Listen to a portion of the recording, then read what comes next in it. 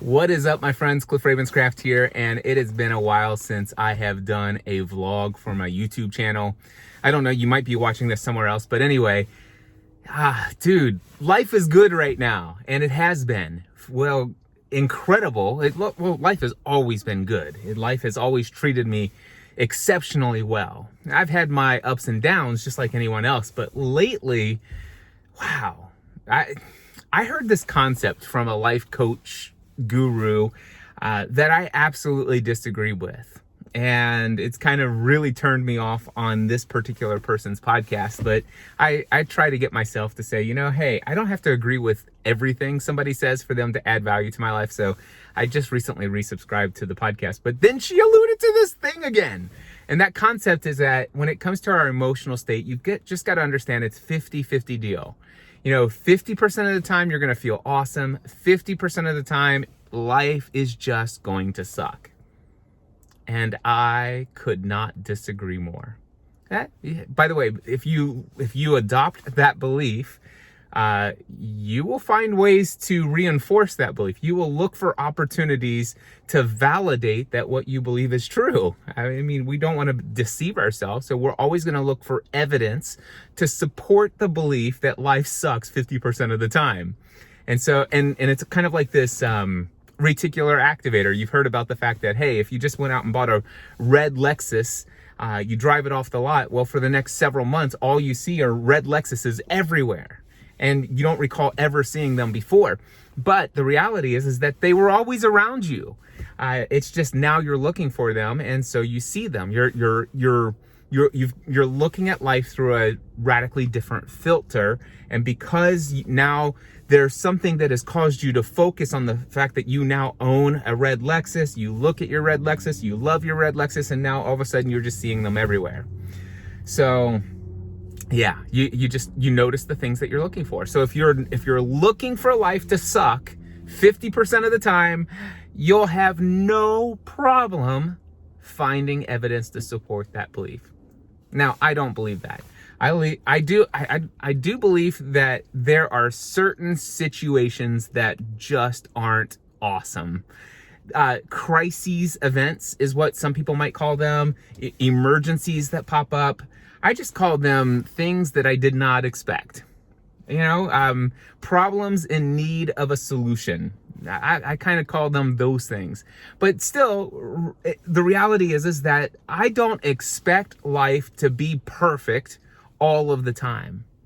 But I am willing for my life to be perfect all of the time. I'm committed to doing the things that I'm in control of to make my life go well.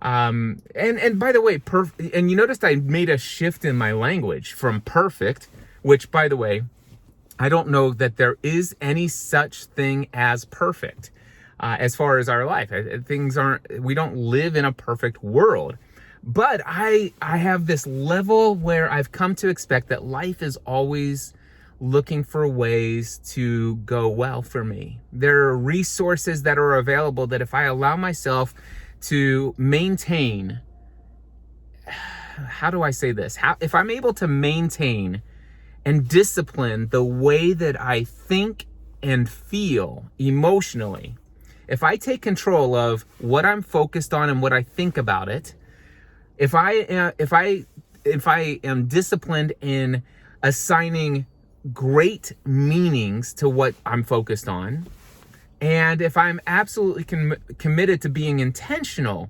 about how I'm choosing to feel in any given moment, then I have the ability to pretty much handle anything. That sounds naive, and you might think, well, Cliff, you don't know what I'm going through. And you're right, I don't know what you're going through. But I can tell you that I've been through some pretty radical stuff since I've discovered this, and the way that I react to those, what I used to call emergencies, those crises moments, oh my gosh, this is terrible. I don't react the same way. A lot of those same things have popped up here and there. There are things that are going on in my life currently. There are certain things that I feel in my body that aren't so exciting. There are certain things that, like, I had an injury just before leaving for a trip, and and all this other stuff. And, just different stuff that used to send me off on a downward emotional spiral into the pits of despair and self-pity. That just hasn't happened for me in a long time. And I believe that I'm in control of keeping that from happening in the future. Anyway, one thing that just stands out, if you've never read the book or even a summary of the book, I encourage you to either go read the book or a summary of the book, Man's Search for Meaning by Viktor Frankl. This is a man who was in the German concentration camps, family murdered brutally through the whole ordeal there, just terrible stuff, but how he made it through. And what he recognized was similar traits for other people who made it through that ordeal. And I'm not saying that everything is within your control. Not everything in life is within your control. And in fact, one of the things that makes us feel lousy sometimes is that we'd like to sometimes feel like we're in control of everything. And when things are not within our control, then we choose to feel lousy. And I've just listen, I know that this thing that just happened, nothing I could have done to avoid that one. Or maybe it was something that was within my control. Oh, I totally blew that one. But am I gonna lose it emotionally? Am I going to allow myself to lose control over the things that are within my control right now? Maybe, but I'm going to attempt to intentionally choose not to. So yeah, life is going extremely well. And I'm willing for it to go well and to feel great all of the time. And there are things that going on in my own life that people would say, wow, I just don't know how you are able to consistently move forward with those things that are a part of going on in your life right now. Those things that are outside of your control. Those things that would, quite frankly, these are the same things that are going on in my life. But man, I'm really struggling. I'm emotionally, I'm at the end of my rope. I'm frustrated. I'm frustrated with myself. I don't even want to get out of bed in the morning. That's how I used to be with the kinds of stuff that would be going on in my life today, that are sometimes going on in my life today. But it doesn't faze me like it used to. Got an email recently that would have monopolized my thought energy and stuff like that. But earlier this month, no, it was last month, because I guess it's now November. So in early October, I created something called my not to-do list. And one of the things I absolutely refuse from this day forward to feel any need, sense of obligation, or any even desire to explain my motives for why it is that I choose to do or not do something. I refuse to have any desire to explain or kind of just have people understand why I choose to shift directions or to not. I mean, just anything. To question I don't have any desire to. What is it? What's the word I'm looking for? To defend my motives. To defend my anything. I'm done. I'm done with that stuff. I don't need anybody's approval. And you might say, well, I'm tempted. Matter of fact, there's that little voice. Wait a second. You are in need of some people's approval. I mean, what if the people who pay you money all of a sudden say, wow, I didn't like what Cliff said, I'm jumping ship. So be it. I trust that person, if they can't handle who I am and they need me to defend myself to keep them as a client, I don't want them as a client. By the way, I haven't lost any clients lately as a result of any of the shifts in focus and stuff like that. I may have lost maybe subscribers to my podcast who are like, dude, I expect an episode of the Cliff Ravenscraft Show every single Friday. And I haven't had one since October 8th, which I don't even know if that was a Friday. Probably wasn't. And if nothing else, Cliff at least owes me an explanation as why there hasn't been an episode of the Cliff Ravenscraft Show since October. I'll tell you what, since he has just neglected me altogether, I'll show him I'm unsubscribing from his podcast. By the way, I have no idea if any of that has happened for anyone, and I don't care. I am absolutely doing every day what I feel most called to do. I am absolutely committed to doing what brings joy, peace, and a greater sense of just, I'm doing today what I feel prompted to do today. I'm following that voice inside way more than I ever have before. And I'm going to give a shout out to my friend Andy Mason, who shared this with me. He said, he actually shared it on his podcast, but he's also shared it with me personally. And he said everything in his life shifted when he used to think, well, I believe that God created us. I believe that God has a plan and a purpose for our life. I believe that God is actually involved in our lives and makes things happen. And I believe that God wants to communicate to us. And I've never heard his voice audibly, but I've oftentimes felt prompted. And there are times when it just seems more prevalent than others. But I come to wonder, what if he's actually talking to us all of the time? What if he's always leading us? What if he's always guiding us? And he started to become open to that.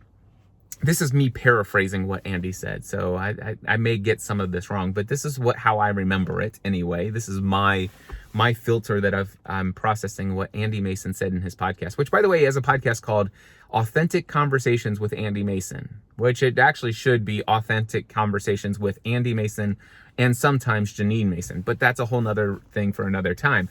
But anyway, he said, I used to have this feeling like, man, this is probably me thinking this.